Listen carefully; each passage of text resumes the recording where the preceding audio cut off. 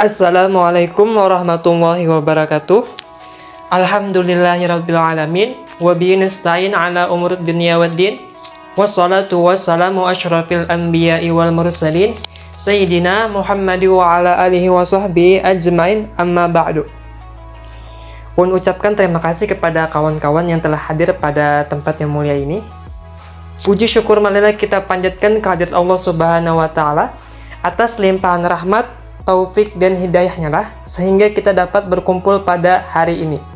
Salawat dan salam tidak lupa kita haturkan kepada junjungan Nabi besar Muhammad SAW beserta para sahabat, keluarga dan para pengikut beliau hingga akhir zaman. Perkenalkan, Ulun Nur Hidayat Al-Farisi dari Lokal 20B KPI angkatan 2020. Di sini Un akan sedikit sharing kepada Bebontian tentang cerdas menghadapi 5 perkara. Hadirin kawan-kawan yang dimuliakan oleh Allah Subhanahu wa taala, setiap kita pasti menginginkan hidup selamat, baik itu selamat di dunia maupun selamat juga di akhirat.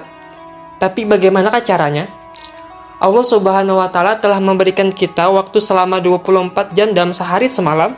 Namun, berapa jamkah yang sudah kita gunakan dari waktu 24 jam tadi untuk beribadah kepada Allah Subhanahu wa taala? Jangan sampai kita membuang-buang waktu kita yang berharga ini hanya untuk kenyamanan dunia belaka, hingga berakhir dengan sebuah penyesalan di hari akhir nanti.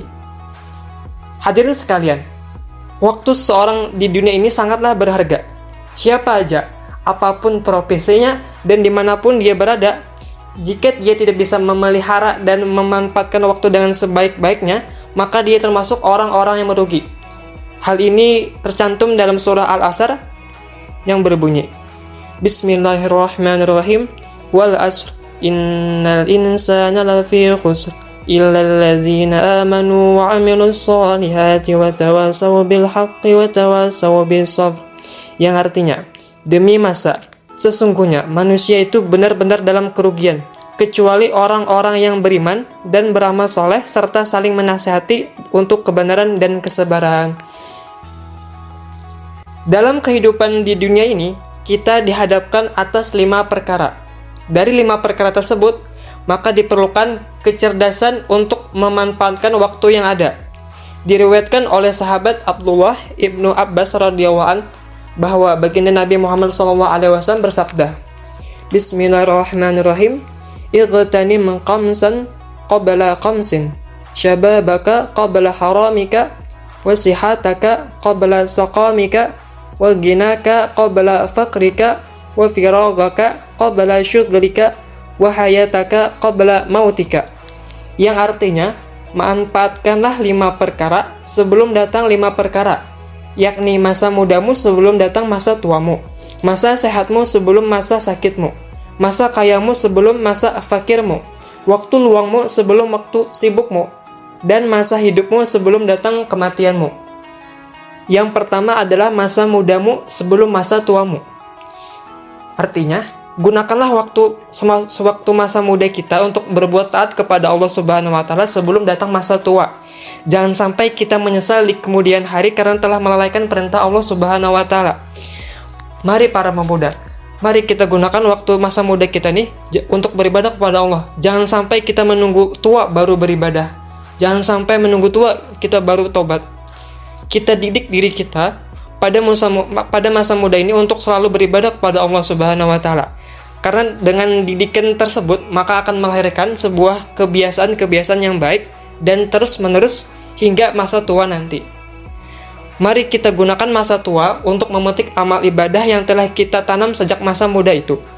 Maka dari karena itu, mari kita perbanyak beribadah pada masa muda ini untuk di masa tua nanti.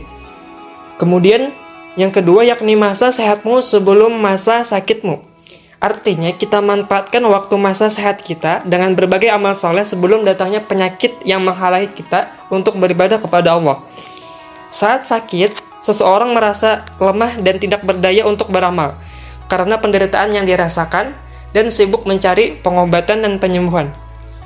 Sebuah contoh, misalkan ada seorang hamba yang setiap masa sehatnya dia selalu beribadah kepada Allah. dia tiap malam Jumat selalu misalkan membaca surah Yasin. Jadi tiap malam Jumat membaca Yasin, tiap malam Jumat membaca Yasin, dan tiap malam Jumat dia membaca Yasin. Dan suatu ketika dia sakit. Nah, pada malam Jumat tersebut dia tidak mampu untuk membaca surah Yasin. Namun pahalanya akan tetap mengalir sama seperti pahalanya ketika dia sehat. Hal ini disebutkan dalam hadis dari Abu Musa al-Asy'ari radhiyallahu an.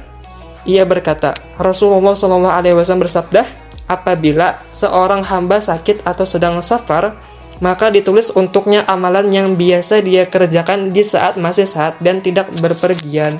Hadis riwayat Al-Bukhari. Dan mumpung kita masih sehat, mari kita perbanyak amal ibadah seperti menghadiri majelis-majelis taklim dan perbanyak amal-amal sunnah.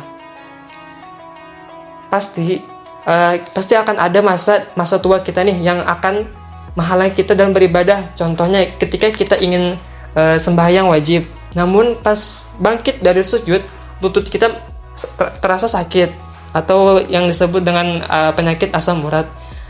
Dan kemudian mungkin kita akan ingin sekali membaca Al-Quran, namun mata kita telah rabun atau kabur, maka diperlukan kacamata untuk mempermudah kita membaca Al-Quran.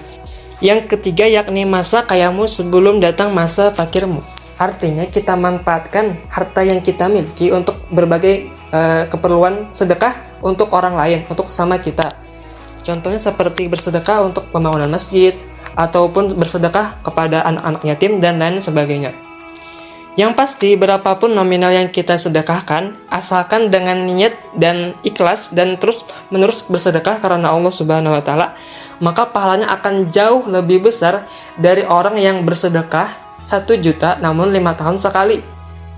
Artinya berapapun kita memiliki harta, asalkan dengan niat yang ikhlas dan terus menerus karena Allah, maka pahalanya itu akan jauh lebih besar dari orang yang menyumbang 1 juta tapi 5 tahun sekali. Maka dari karena itu kita manfaatkan harta kita untuk memperbanyak bersedekah. Yang keempat yakni waktu luangmu sebelum datang masa sibukmu.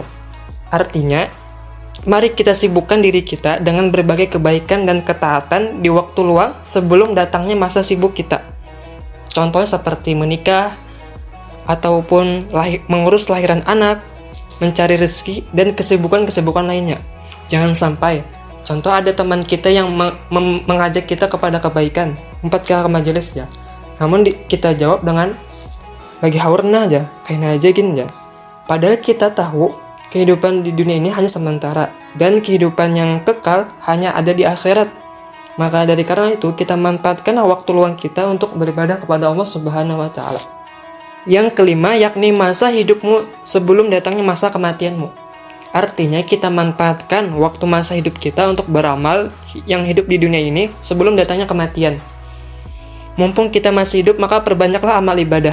Sebab orang yang sudah mati maka akan terputus amal ibadahnya kecuali 3 hal, yakni sedekah jariyah, yang kedua ilmu yang bermanfaat, dan ketiga doa anak soleh. Hadis riwayat Muslim. Adapun kesimpulan dari ceramah singkat ini adalah supaya mengingatkan kepada kita tentang 5 perkara yang memang belum tentu kita rasakan hasilnya, namun akan berujung penyesalan jika tidak kita manfaatkan. 5 perkara tersebut yakni masa muda sebelum masa tua, masa sehat sebelum masa sakit, masa kaya sebelum masa fakir, waktu luang sebelum datangnya masa sibukmu, dan masa hidupmu sebelum datangnya masa kematianmu. Maka dari karena itu, mari kita hargai dan kita manfaatkan waktu yang ada untuk berlomba-lomba dalam kebaikan. Semoga dengan ceramah singkat ini dapat memberikan motivasi dan manfaat bagi ulun pribadi dan pian-pian sabarataan. Apa yang benar datang dari Allah dan apa yang salah itu datang dari ulun. Ulun tutup dengan sebuah pantun, burung irian, burung cendrawasih. Cukup sekian dan terima kasih. Subhanaka Allahumma wa bihamdika asyhadu alla ilaha illa anta astaghfiruka wa atubu ilaik. Wallahul muwaffiq ila aqwamit thariq. Assalamualaikum warahmatullahi wabarakatuh.